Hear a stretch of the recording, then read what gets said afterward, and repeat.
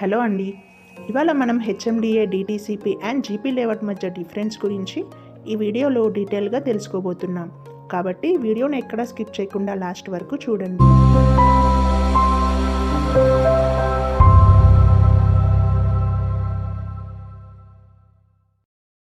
ముందుగా HMDA layout గురించి తెలుసుకుందాం.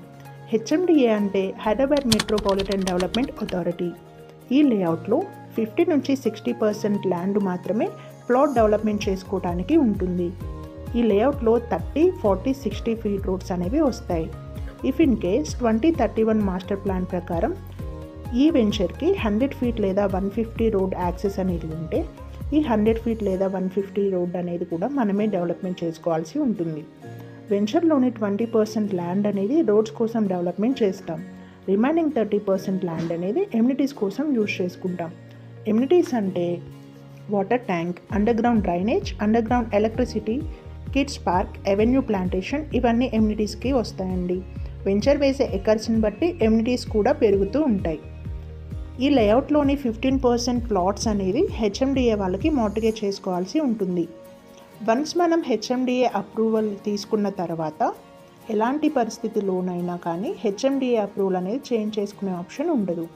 ఈ లేఅవుట్స్ అనేవి సిటీకి అతి దగ్గరగాను సిటీ డెవలప్మెంట్ అథారిటీ పరిధిలో ఉంటాయి కాబట్టి ప్రైస్ అనేది కూడా కొంచెం ఎక్కువగానే ఉంటుంది. దానికి తగ్గట్టుగానే ఫెసిలిటీస్ అనేవి కూడా ఉంటాయి. ఇదండి హెచ్ఎండిఏ లేఅవుట్ గురించి. ఇప్పుడు మనం డిటిసిపి లేఅవుట్ గురించి తెలుసుకుందాం. డిటిసిపి లేఅవుట్ అంటే directorate of town and country planning. DTCP అనేది జిల్లాల పరిధిలో ఉంటుందండి. ఈ లేఅవుట్లో ఖచ్చితంగా 33 ఫీట్ అండ్ 40 ఫీట్ రోడ్ అనేవి మనం డెవలప్మెంట్ చేసుకోవాల్సి ఉంటుంది. వెంచర్లోని 20% ల్యాండ్ అనేది రోడ్ కోసం యూజ్ చేసుకుంటాము.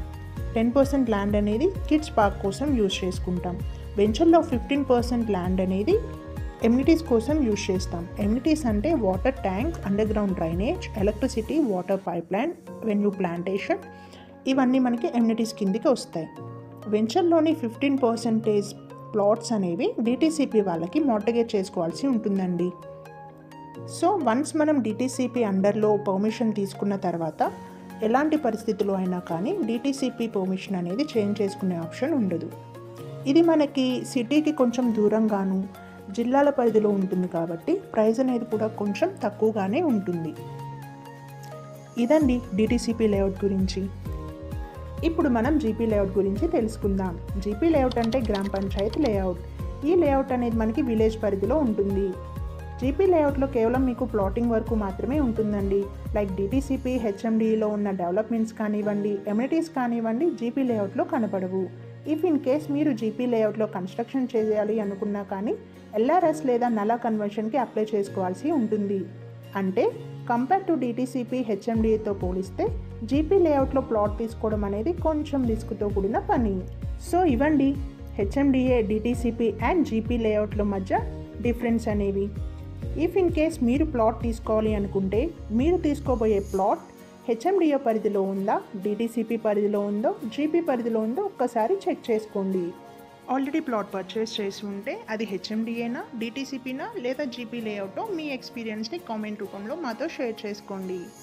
ఈ వీడియో మీకు నచ్చినట్లయితే మా వీడియోని లైక్ చేయండి, షేర్ చేయండి, కమెంట్ చేయండి. ఇలాంటి మరెన్నో వీడియోల కోసం మా ఛానల్ని సబ్స్క్రైబ్ చేయండి.